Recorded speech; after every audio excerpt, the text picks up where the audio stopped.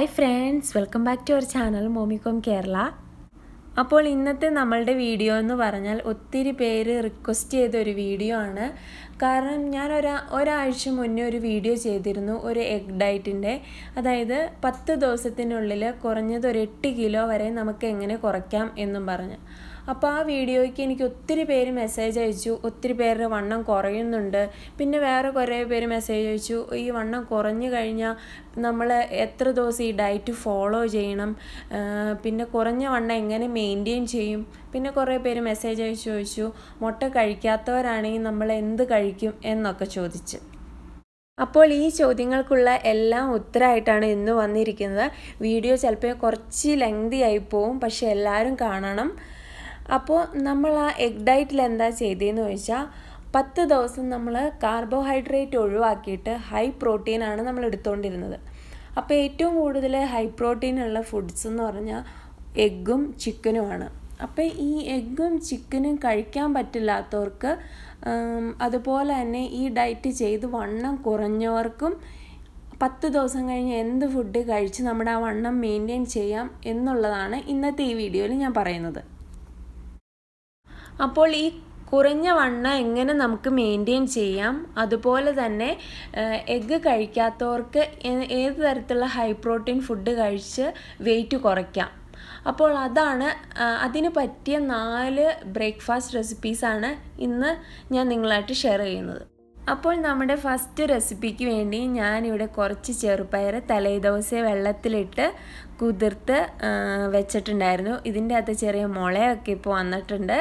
ഇനി ഇതിലേക്ക് ഒരു പച്ചമുളകും ഒരല്പം ഉപ്പും കൂടെ ചേർത്ത് ആവശ്യത്തിന് വെള്ളവും കൂടെ നമ്മൾ ഒഴിച്ച് വേവിച്ചെടുക്കുവാണ്. അപ്പോൾ ചെറുപയറിൽ ഒത്തിരി പ്രോട്ടീൻ ഉണ്ട്. അതുപോലെ തന്നെ നമ്മളത് മുളപ്പിച്ച് കഴിക്കുകയാണെങ്കിൽ നമ്മുടെ വണ്ണം കുറയ്ക്കാനും നമ്മൾ ഹെൽത്തി ആയിട്ടിരിക്കാനും ഒത്തിരി അത് സഹായിക്കും.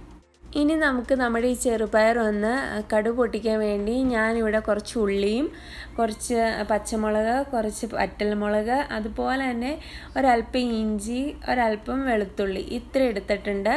അപ്പോൾ നമ്മളിങ്ങനെ കടുകൊക്കെ പൊട്ടിക്കുമ്പോൾ ഇഞ്ചിയും വെളുത്തുള്ളിയൊക്കെ ചേർക്കേണ്ട കറികളിൽ നന്നായിട്ട് ചേർക്കട്ടോ. അത് നമ്മുടെ ശരീരത്തിന് ഒത്തിരി നല്ലതാണ്. പിന്നെ ഒരു ഫ്രൈങ് പാനിൽ നമ്മൾ എണ്ണ ഒഴിച്ചു കൊടുക്കുകയാണ്. അപ്പം നമ്മൾ ഏത് ഫുഡ് ഉണ്ടാക്കുമ്പോഴും വെളിച്ചെണ്ണ അല്ലെങ്കിൽ ഒലിവ് ഓയിൽ ഉപയോഗിക്കാൻ ശ്രമിക്കുക ഓയിലായിട്ട്. അപ്പോൾ കുറേ പേരൊക്കെ എന്നോട് ചോദിച്ചായിരുന്നു സൺഫ്ലവർ ഓയിൽ ഉപയോഗിക്കത്തില്ലേ എന്ന്. അപ്പോൾ വണ്ണം കുറയ്ക്കാൻ ആഗ്രഹിക്കുന്നവർ വെളിച്ചെണ്ണ അല്ലെങ്കിൽ ഒലിവ് ഓയിൽ ഉപയോഗിക്കുക. അപ്പോൾ ഞാനിവിടെ ഈ ചെറുപയർ ഇച്ചിരി കുഴഞ്ഞ പരുവത്തിനാണ് എടുക്കുന്നത്.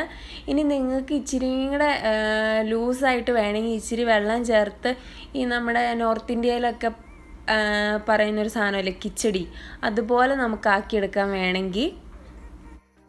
അപ്പോൾ നമ്മുടെ first weight loss, weight maintain, high protein breakfast recipe ഇവിടെ റെഡി ആയിട്ടുണ്ട്. ഇതിൻ്റെ കൂടെ കുറച്ച് ക്യാരറ്റ് അരിഞ്ഞതും, പിന്നെ നിങ്ങൾക്ക് കുക്കുമ്പർ ഇഷ്ടമാണെങ്കിൽ കുക്കുമ്പറും കഴിക്കാം കേട്ടോ, ഒപ്പം ഒരു ഗ്രീൻ ടീ. ഇനി നമ്മുടെ സെക്കൻഡ് റെസിപ്പി എന്ന് പറയുന്നത് ഒരു ദോശയാണ്.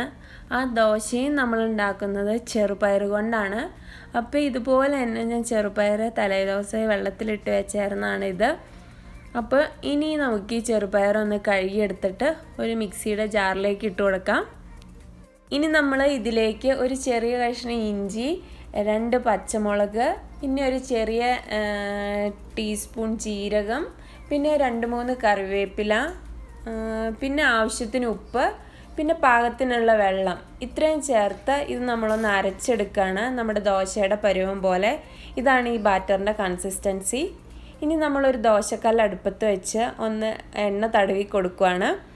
അപ്പോൾ എണ്ണ തടവി കല്ലൊന്ന് ചൂടായി വന്നു കഴിയുമ്പോൾ ഇതുപോലെ ഒന്ന് വെള്ളം തളിച്ച് കൊടുക്കുക.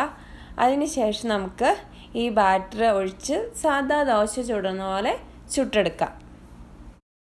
നമ്മൾ നമ്മുടെ ഒരു റെസിപ്പിയിലും അരി ഉപയോഗിക്കുന്നില്ല, വേറെ ഒന്നുമല്ല, കാർബോഹൈഡ്രേറ്റ് അവോയ്ഡ് ചെയ്തിട്ട് പ്രോട്ടീൻ റിച്ച് ആയിട്ടുള്ള ഫുഡാണ് നമ്മൾ ഈ വെയിറ്റ് ലോസിന് വേണ്ടി യൂസ് ചെയ്യുന്നത്. അതുകൊണ്ടാണ് അരി ഉപയോഗിക്കാത്തത്. അപ്പോൾ ഇതങ്ങനെ നമ്മുടെ ദോശ നന്നായിട്ട് മൊരിഞ്ഞ് കിട്ടിയിട്ടുണ്ട്. ഇനി നമുക്ക് ഇത് ഏതെങ്കിലും ഒരു ചട്നിയോ അതോ നിങ്ങൾക്ക് ഇഷ്ടമുള്ള ഏതെങ്കിലും ഒരു കറിയുടെയോ കൂടെ കഴിക്കാം. ഈ ദോശയ്ക്ക് വല്ല രുചി ഉണ്ടാവുമോ എന്ന് നിങ്ങളിപ്പോൾ ചിന്തിക്കുന്നുണ്ടാവും. നിങ്ങൾക്ക് പോലും വിശ്വസിക്കാൻ പറ്റില്ല, അത്ര അടിപൊളി രുചിയാണ്, നല്ല ടേസ്റ്റാണ് ഈ ദോശയ്ക്ക്. എന്തായാലും ട്രൈ ചെയ്ത് നോക്കണം കേട്ടോ. ഇനി നമ്മുടെ തേർഡ് റെസിപ്പി വളരെ ഈസി ആയിട്ടുള്ള ഒരു റെസിപ്പിയാണ്. നമുക്കെല്ലാവർക്കും ഇഷ്ടമുള്ള ഒരു സാധനമാണ് പുട്ട്. പക്ഷേ നമ്മൾ പുട്ടുണ്ടാക്കുന്നത് അരിപ്പൊടി കൊണ്ടല്ല, റാഗി ഉപയോഗിച്ചാണ്. അപ്പോൾ ഇതുപോലെ ആവശ്യത്തിന് റാഗിപ്പൊടി എടുത്ത് പുട്ടിന് നനയ്ക്കുന്നത് പോലെ നനച്ച് ഉപ്പൊക്കെ ചേർത്ത് പുട്ടിന് നനയ്ക്കണ പോലെ തന്നെ നനച്ചെടുക്കുക. റാഗിയുടെ ഗുണങ്ങളൊന്നും ഞാൻ പറയേണ്ട ആവശ്യമില്ലല്ലോ, നിങ്ങൾക്ക് തന്നെ അറിയാലോ. അത്രമാത്രം ഹെൽത്തി ആയിട്ടുള്ളൊരു സാധനമാണ് റാഗി. ഇനി ഞാൻ ഇതിലേക്ക് കുറച്ച് ക്യാരറ്റ് ഗ്രേറ്റ് ചെയ്ത് നിങ്ങളുടെ ചേർത്ത് കൊടുക്കുകയാണ്. ഇനി നമുക്ക് പുട്ടിൻ്റെ ആ പാത്രത്തിൽ ഒരല്പം തേങ്ങ ഇട്ട് കൊടുത്തിട്ട് ഈ പുട്ടിൻ്റെ കൂട്ട് ഇതിലേക്ക് വെച്ച് കൊടുക്കാം. തേങ്ങയൊക്കെ ഒരല്പം ചേർത്താൽ മതി കേട്ടോ. പിന്നെ നിങ്ങൾക്ക് ക്യാരറ്റിന് പകരം ബീട്രൂട്ട് ഇഷ്ടമാണ്, ഈ ബീട്രൂട്ട് ചേർക്കാം. അതുപോലെ ക്യാരറ്റും ബീട്രൂട്ടും വേണമെങ്കിൽ രണ്ടും ചേർക്കാം. അതൊക്കെ നിങ്ങളുടെ ഇഷ്ടം കേട്ടോ. ഇനി നമ്മളിതെല്ലാം കൂടി ഇതിലേക്ക് വെച്ച് നമുക്കിതൊന്ന് പുട്ട് പുഴുങ്ങിയെടുക്കാം. അങ്ങനെ നമ്മുടെ പുട്ടിന് ആവിയൊക്കെ വന്നു, നമ്മുടെ പുട്ട് ഇവിടെ റെഡി ആയിട്ടുണ്ട്. ഈ ഒരു പുട്ടും ദോശയൊക്കെ നിങ്ങൾക്ക് ഒരെണ്ണം അല്ല കേട്ടോ, 2 എണ്ണം വീതം കഴിക്കാം. പിന്നെ ഒത്തിരി വിശപ്പൊക്കെ ഉള്ളവരാണെങ്കിൽ 3 എണ്ണം ഉപയോഗിച്ചോളൂ. പക്ഷെ 3 എണ്ണത്തിലും കൂടുതലൊന്നും കഴിക്കരുത്. അങ്ങനെ വന്നാൽ നമ്മുടെ വെയിറ്റ് നമുക്ക് മെയിൻറ്റെയിൻ ചെയ്യാൻ ബുദ്ധിമുട്ടായിരിക്കും. പിന്നെ പുട്ടിൻ്റെ കൂടെ നമ്മൾ കടലക്കറി എടുക്കാൻ ശ്രമിക്കുക. പുട്ടും കടലയാണ് കോംബോ. അതുപോലെ തന്നെ കടലയും ഹൈ പ്രോട്ടീനാണ്. നമ്മുടെ ലാസ്റ്റ് ഐറ്റം എന്ന് പറയുന്നത് മധുരക്കിഴങ്ങാണ്. നമ്മുടെ നാട്ടിലൊക്കെ കിട്ടുന്ന മധുരക്കിഴങ്ങ് ഒരു വെള്ള കളറാണെന്ന് തോന്നുന്നു. ഇതൊരുമാതിരി റോസ് കളറാണ്. ഞാനിതിവിടെ പുഴുങ്ങിയിട്ടില്ല, പച്ചയോടെ തന്നെയാണ് നിങ്ങളെ കാണിക്കുന്നത്. നിങ്ങൾക്ക് ഇത് പുഴുങ്ങിയിട്ട് ഇതിൻ്റെ ഒരു 4 പീസ് 5 പീസൊക്കെ കഴിക്കാം. ഒട്ടും കലോറി ഇല്ല, അതുപോലെ തന്നെ നല്ല പ്രോട്ടീനാണ്. നമ്മുടെ വെയിറ്റ് കുറയ്ക്കാൻ ഒത്തിരി സഹായിക്കും. അപ്പോൾ ഇത് ഇഷ്ടമാണെങ്കിൽ ഇത് കഴിക്കാൻ രാവിലെ.